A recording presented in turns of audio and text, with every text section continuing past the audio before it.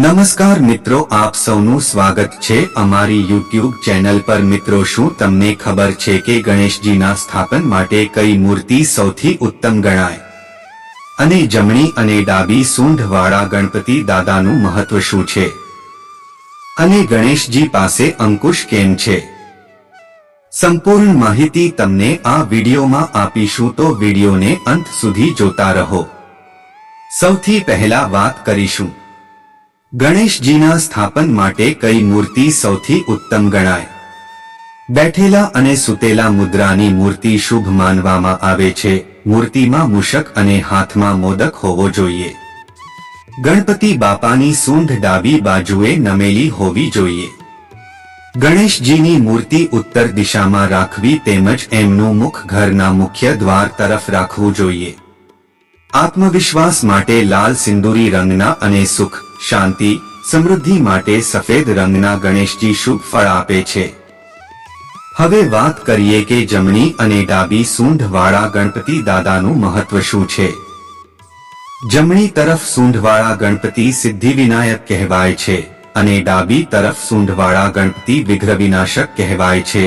સિદ્ધિવિનાયક ગણપતિને ઘરની અંદર સ્થાપિત કરવાની પરંપરા છે, જ્યારે વિઘ્નવિનાશક ગણપતિને ઘરની બહાર દ્વાર પાસે સ્થાપિત કરવાની પરંપરા છે, જેથી કરીને ઘરમાં કોઈ પણ પ્રકારનું વિઘ્ન કે મુશ્કેલી ના આવે।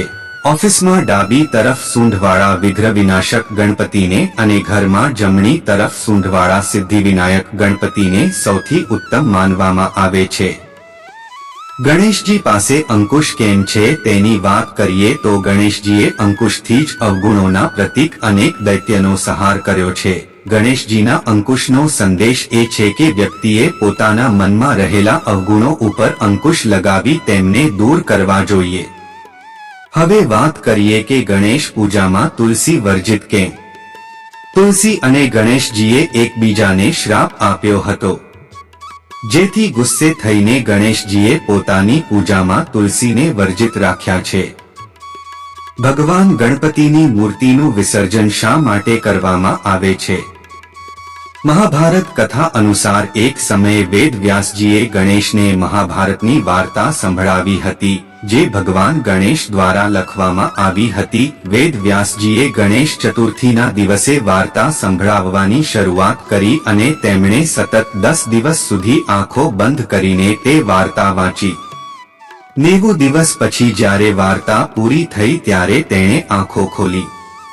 આંખો ખોલીને તેણે જોયું કે આટલા દિવસો સુધી સતત વાર્તા લખવાને કારણે ભગવાન ગણેશના શરીરનું તાપમાન ખૂબ વધી ગયું હતું। આ જોઈને વેદ વ્યાસજી ભગવાન ગણેશને નજીકના તળાવમાં લઈ ગયા। ત્યાં તેમણે ગણપતિના શરીરને ઠંડુ કરવા માટે તળાવના પાણીનો ઉપયોગ કર્યો। તે દિવસે અનંત ચતુર્દશીનો દિવસ હતો અને ત્યારથી આ દિવસે ભગવાન ગણેશને ઠંડક આપવાની પરંપરા શરૂ થઈ હતી। એવું પણ માનવામાં આવે છે કે વેદ વ્યાસજીએ તાપમાનને વધતું અટકાવવા માટે ભગવાન ગણેશના શરીર પર સાંધીની માટીનો લેપ લગાવ્યો હતો, પરંતુ તેનો કોઈ ફાયદો થયો ન હતો।